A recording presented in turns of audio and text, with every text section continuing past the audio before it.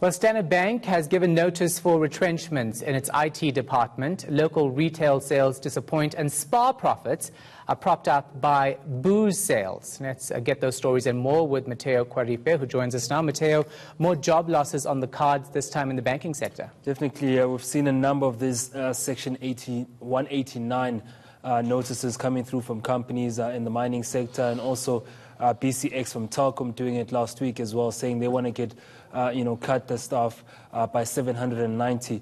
And they're also an ICT company that's also looking to cut down. And Standard Bank saying its IT department is facing some job cuts, and that's because they're trying to get into the more modern way of doing IT and getting rid of the traditional IT jobs. So they'll be moving from about 500 workers in that IT department and create about 180 new jobs in cloud computing and analytics and also data science as well. So no matter which way you package it, it's still job losses in that particular bank, and it gives off kind of like the economic mood in South Africa, where companies are really trying to scale down in order to make sure that their bottom line is not really hurt by salaries, and no one can really afford to have a large staff complement, especially when you can cut it down. But also it's quite unfortunate for those losing their jobs. Yeah, it is. It'll be interesting to see exactly how they protect consumers as well, if they're getting rid of their IT system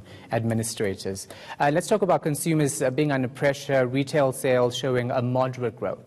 Very moderate growth, and quite disappointing in terms of a year-on-year basis at 0.7%, but on a quarter-on-quarter basis it was up at 1.5%, still not quite up there, really showing that consumers are really under pressure in terms of their wallets and purses, and no one is really trying to spend more than they earn. And of course, South Africa having that high petrol price as well, hurting consumers, and it's shown quite a bit in the food and beverage space, and also in clothing and hardware, where consumers were spending less of their money there.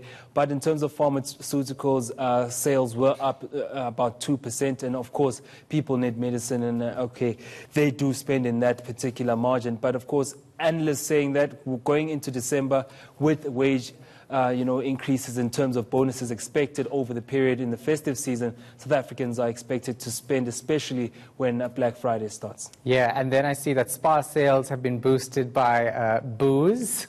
Definitely. Locally, we've seen Woolworths, the likes of ShopRite also struggle in terms of getting people to the stores to buy. But in terms of Spar, it's the liquor that's worked out for them. In fact, for their Tops store, which predominantly sells liquor, there was up 11.3%, and that boosted some of their profits. But also in Ireland, because they are an international company, they've quite a bit of growth in terms of sales there. But Switzerland, where they own more than 300 stores, saw a sales decrease there, and that's really affecting their business. But they're also saying they're concerned because of that UK Brexit deal that's supposed to be cut, in the later night of tonight and over tomorrow, whether it will affect their business in Ireland, more specifically where they seem to be doing well. So Brexit not only about the UK, also hitting some of the companies here locally. I mean, the festive season's fast approaching. I'm sure their booze counters are going to be lots of people queuing up at more those. Than double-digit growth. Yeah, we're going to see those growth figures later on in a couple of months. Thanks so much for that. Appreciate it, Motheo Khoaripe.